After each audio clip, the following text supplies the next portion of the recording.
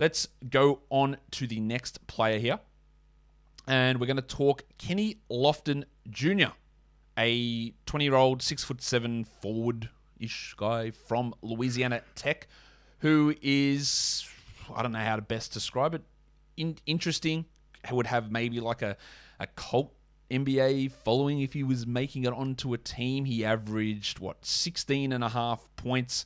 He averaged 10.5 rebounds in 27 minutes only for Louisiana Tech, but the size, weight, proportionality is a little bit off. No, off's the wrong word. He's just got a very different body to most NBA big men. Yeah, he definitely does. Kenny's a bit on the larger side. He's definitely dropped a lot of weight in the kind of pre-draft process in this year. I think he's down maybe like 20, 30. I think he's around like 270 maybe now. So I mean, he's definitely a larger guy. But I think it's really interesting. I think if you like funky players, you'd really like Lofton. He's very unique. How do you compare him to, is his position center? Is that what he would have to No, play in the NBA, no, no, or, no, no, or no. he has to Definitely play? not. Has to play the four. I mean, you might play him at the four, but he'd be like a point forward. Like his offensive value is he's got like phenomenal touch and footwork, and he's pretty like for his size, he's very quick. So I mean, he's like a primary. He wants to be like a primary scorer. Okay, and he's just not going to be able to have that ability, I'm guessing, in the NBA. So what can he bring to an NBA team? Is he a draftable prospect to you? Yeah, I definitely think he is because his level of like touch and kind of mobility skills and creativity are like truly phenomenal. Is there shooting upside here with him? Because he really, what did he attempt? 23s across his 2 years and hit 4 of them, which is obviously low volume and low success. Is there any ability for him to be or to have shooting touch, or is it all just in the paint, footwork type of moves? I mean, I think long term there's upside. I think it depends how the team that takes him approaches his development because I don't think it's the type of guy you can just draft and throw on your team and just have it because he's so unique.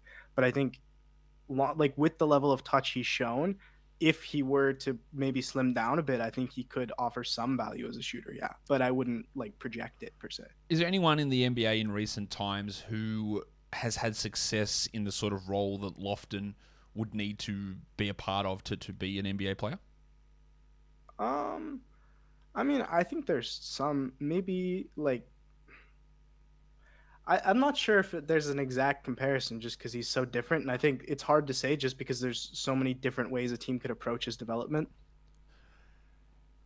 In terms of defensively, how does he hold up there?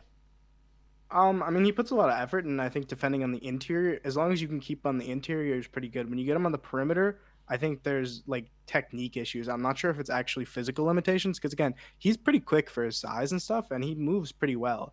But I think it's like footwork and stuff. It's not as polished, I guess, on the perimeter. I think the types of footwork you need offensively is a lot of like measured, like exact steps to not travel. Whereas on the perimeter, you kind of want these shorter steps to change directions quickly and such. It's going to be interesting to see if he ends up being drafted or is able to find a role in the NBA. These sort of unique players often don't work out unless they are absolute elite, top 0.05 percentage type players. With that uniqueness, it is really hard for them to fit into NBA schemes a lot of the time. So we'll see how that goes with Kenny Lofton. Let's go to another player who's